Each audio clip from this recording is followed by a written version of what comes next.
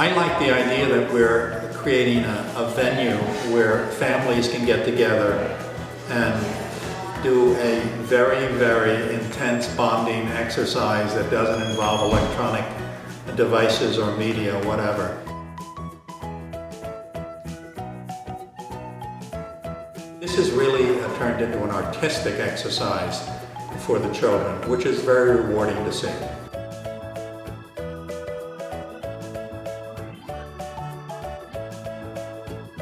It's become a major attraction for the North Fork year-round.